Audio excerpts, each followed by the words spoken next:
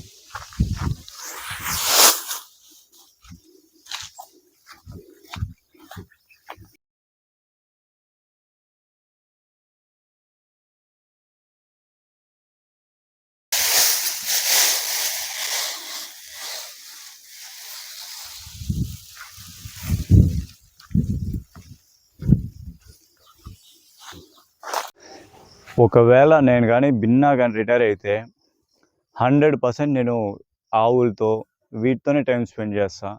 వీటితో పాటు పొట్టేళ్ళు, కోళ్ళు, నెక్స్ట్ వచ్చి ఇదంతా మామిడి తోట కదా, కనీసం నేను ఒక 10 నుంచి 20 రకాల పండ్ల చెట్లు వీటన్నిటిని పెట్టి మెయింటైన్ చేసుకోవాలనుకుంటా.